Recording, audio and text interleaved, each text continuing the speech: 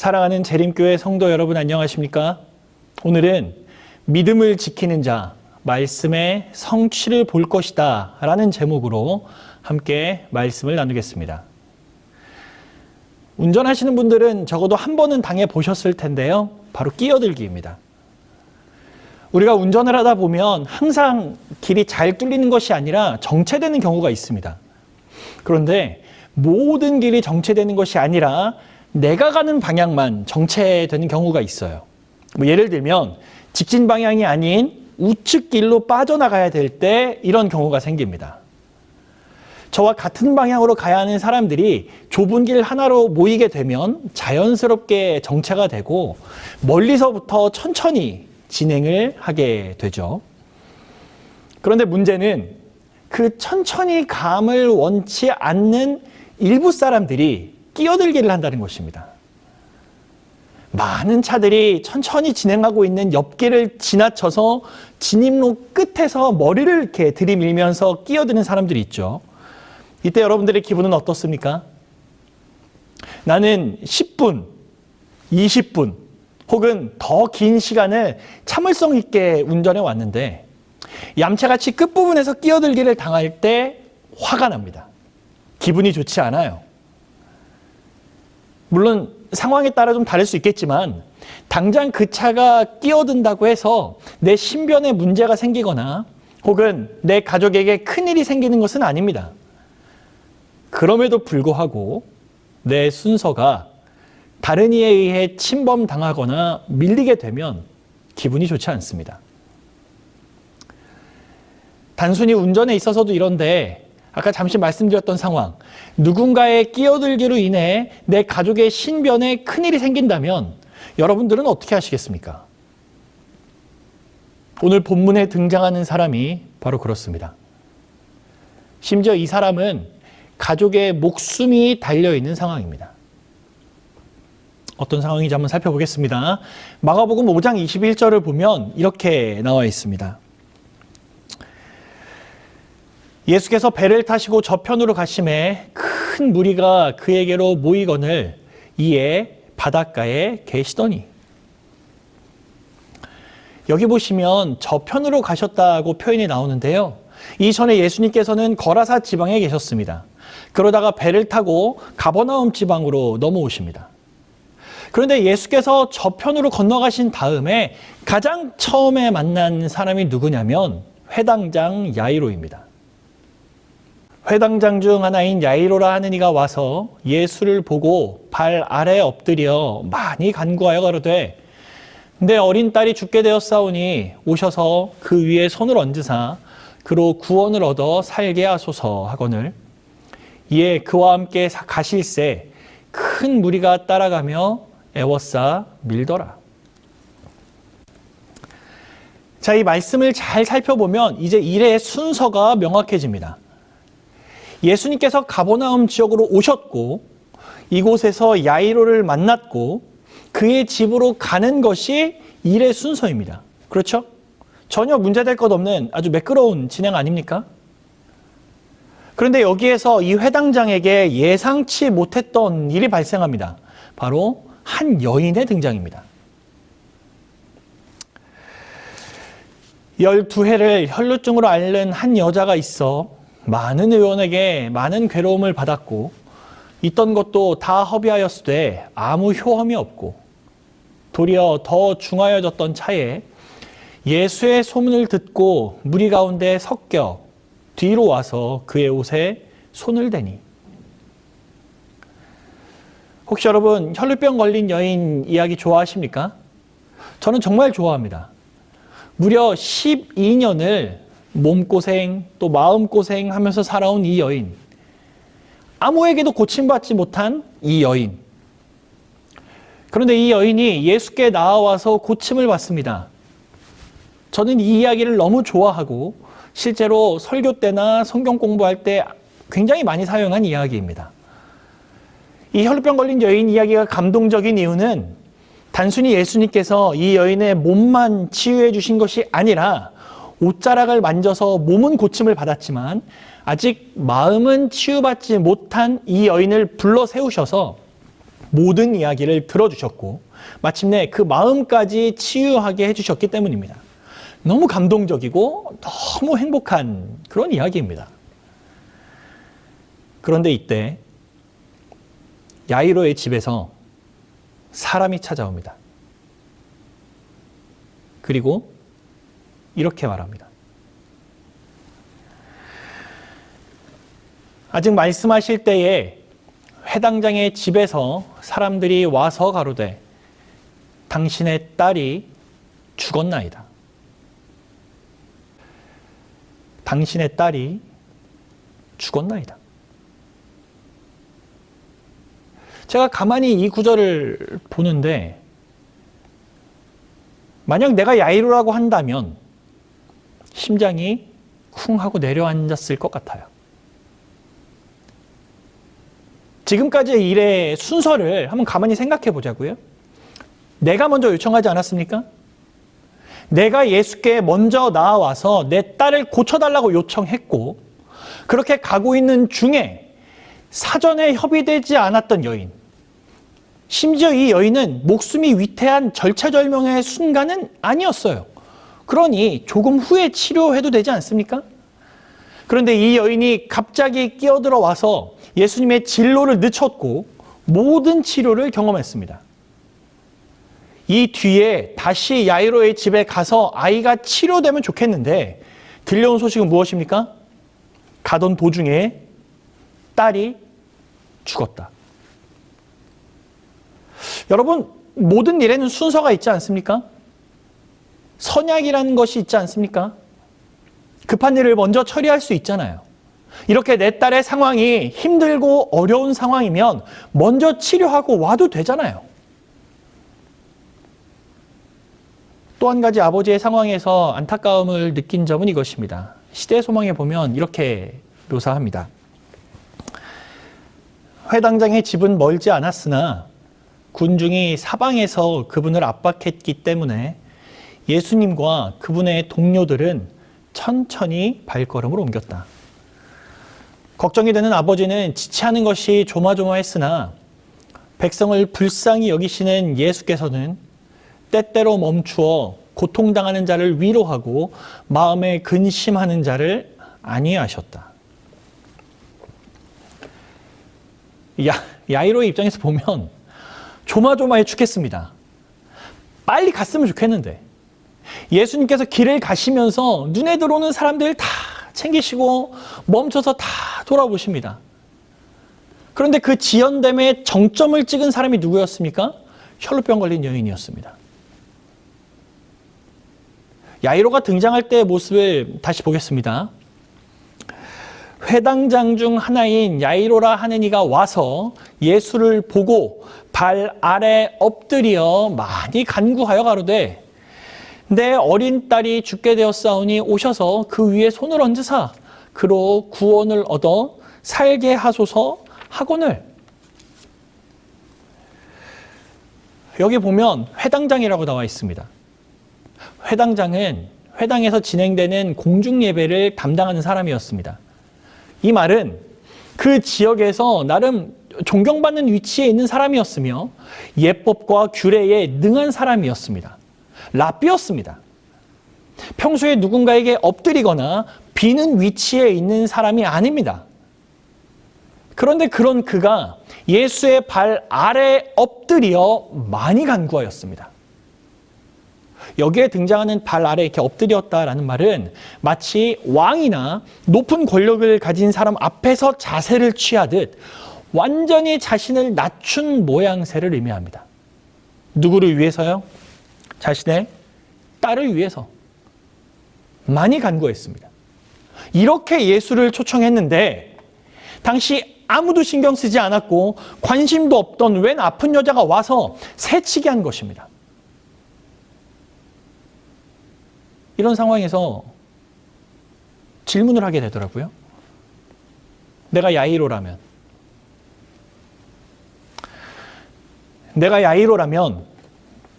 이 상황을 받아들이고 감당할 수 있을까? 납득할 수 있을까? 여인에게는 참 좋은 일인데 그 지체됨으로 내 딸이 죽었다면 그럼 나는 이 상태에서 끝낼 수 있을까? 이런 뜻밖의 끼어듦으로 인해 돌이킬 수 없는 상황에 마주하게 된 야이로. 어쩌면 우리의 인생도 야이로가 경험한 것과 크게 다르지 않습니다. 왜냐하면 항상 어려운 일은 우리의 인생에서 끼어듦으로 발생하기 때문입니다. 예고하고 오는 어려운 일은 없습니다. 언제나 예상치 못한 상황 속에서 우리를 힘들게 합니다. 그래서 우리의 인생은 언제나 한치 앞을 알 수 없기 때문에 물음표와 불안함의 연속으로 채워지는 것 같아요.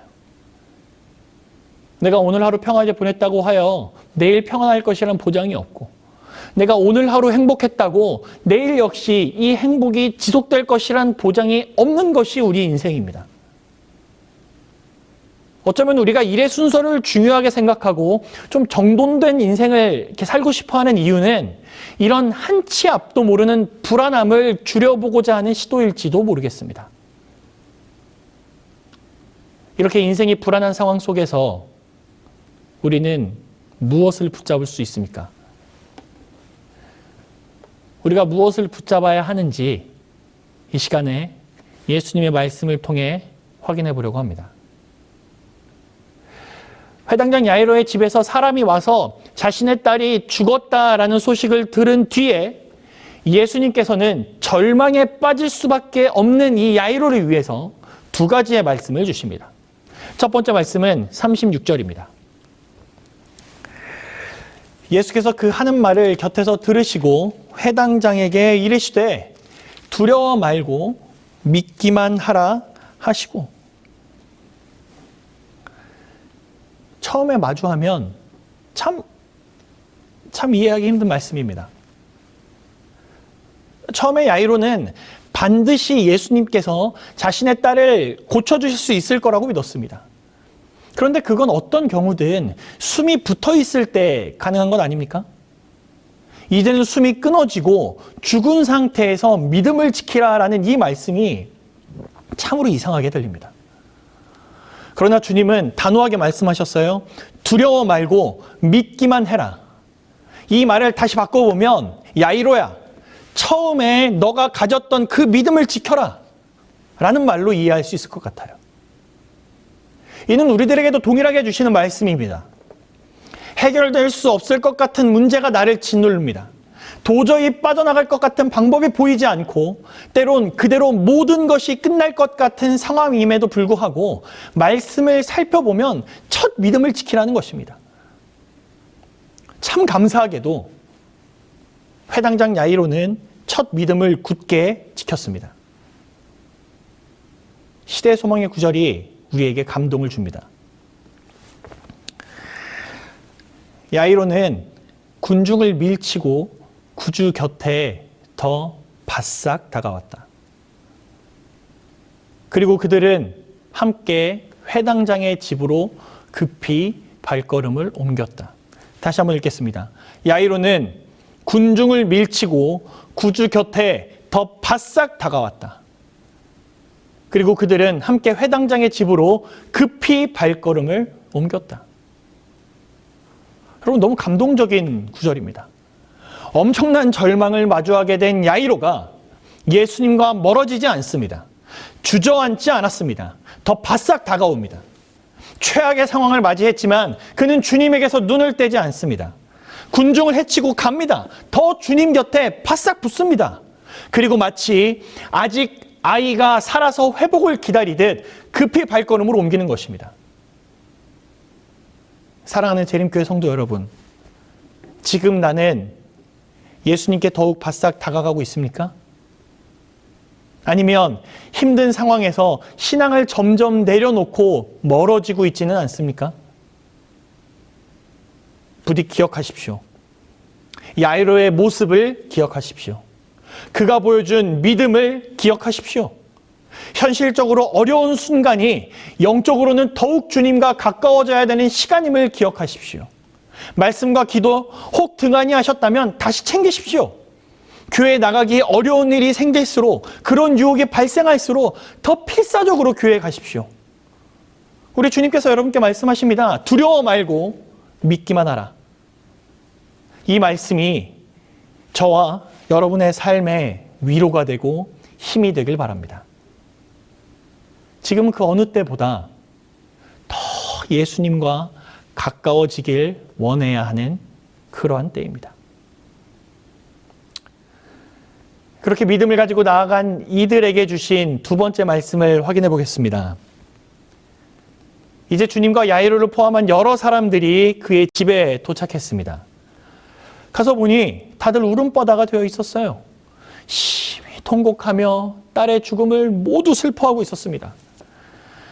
그때 예수님께서 이렇게 말씀하셨습니다. 들어가서 저희에게 이르시되 너희가 어찌하여 헌화하며 오느냐? 이 아이가 죽은 것이 아니라 잔다 하시니. 죽은 것이 아니라 잔다. 여러분, 이 말씀은 현 상황을 완전히 뒤집을 수 있는 말씀입니다. 인간의 힘으로는 활로가 보이지 않는 최악의 상황이 내 인생에서 두 번 경험하기 힘들 만큼 환희에 가득 찬 상황으로 바뀔 수 있음을 드러내는 말씀입니다. 또한 이 말씀은 우리가 믿는 주님이 구원자이시며 생사를 주관하시는 하나님의 아들임을 명확하게 알게 해주는 말씀입니다. 이 땅에 어느 누가 이 상황을 뒤집을 수 있습니까? 이 땅에 어느 누가 죽음을 정복할 수 있습니까? 예수님밖에 없잖아요. 그런데 40절에 보니 주님의 이 말씀을 사람들은 비웃습니다. 몰래 비웃는 것도 아닙니다. 아예 대놓고 비웃습니다. 불가능하다고 생각했겠죠? 말도 안 되는 소리를 하고 있다고 생각했을 것입니다. 아직 죽음을 이기시는 분의 능력을 보지 못했으니 상상조차 하지 못했겠죠. 그러나 주님께서는 그 일을 이루십니다. 그 아이의 손을 잡고 가라사대 달리다고 마시니 번역하면 곧 소녀야 내가 내게 말하노니 일어나라 하심이라. 소녀가 곧 일어나서 걸으니 나이 12살이라. 사람들이 곧 크게 놀라거늘. 신앙하는 것이 비웃음을 당하는 시대, 이토록 어지러운 세상에서 예수 믿어봐야 아무 소용없다고 생각하기 쉬운 시대에 사는 사람들은 고집스럽게 믿음을 지키고자 애쓰는 성도 여러분을 바라볼 때 비웃을지도 모르겠습니다. 그러나 여러분 기억하십시오. 우리 주님은 반드시 우리의 믿음에 반응하시는 분이십니다. 어떤 상황에서든 주님을 믿고 따르겠다는 나의 고백에 귀를 기울이시는 분이 우리 주님이십니다. 나의 믿음을 복돋아 주시고 함께 손 잡아주시고 일으켜 세워주시는 분이 우리 주님이십니다. 우리의 생각으로 가늠조차 할 수 없는 일을 선포하시고 이루시는 분이 우리 주님이십니다. 그러니 성도 여러분, 믿음을 가지고 나아간 야이로에게 그 믿음의 성취를 보여주신 우리 주님께서 우리에게 어떤 말씀을 주십니까? 출애굽기에 있는 말씀입니다. 모세가 백성에게 이르되 너희는 두려워 말고 가만히 서서 여호와께서 오늘날 너희를 위하여 행하시는 구원을 보라. 너희가 오늘 본 애굽 사람을 또 다시는 영원히 보지 못하리라. 보라. 내가 너의 믿음에 응답하는 것을 보라. 내가 너의 음성에 귀 기울이는 것을 보라. 내가 이루는 모든 것을 보라. 이것이 우리에게 주신 약속입니다. 사랑하는 재림교회 성도 여러분, 이제 우리 다시 한번 힘을 내고 용기를 내지 않으시겠습니까? 이미 우리에겐 주님의 주신 초청이 있고 주신 말씀이 있으며 성취의 약속이 모두 주어져 있습니다. 단 한 번도 변함이 없으셨던 우리 주님께서 야이로에게 주신 동일한 말씀, 두려워하지 말고 믿기만 하여라. 이 말씀이 우리 모두의 삶에 살아 숨쉬기를 소망합니다. 또한 그렇게 지킨 우리의 믿음에 우리 주님이 역사하셔서 내 인생의 믿음의 성취가 살아 숨쉬는 경험을 하시길 바랍니다. 사람들의 비웃음과 상관없이 내 믿음, 내 신앙, 내 교회를 간절히 원하고 가까이 하시길 간절히 바랍니다. 참으로 힘든 시대이지만 동시에 어두운 시대이지만 우리 주님이 계시기에 행복한 하루, 여러분께 밝히 보여주신 시대의 기별과 믿음 덕에 오늘 나에게 다가오는 두려움을 이겨내는 하루가 되시길 주님의 이름으로 간절히 소망하며 말씀을 마치겠습니다.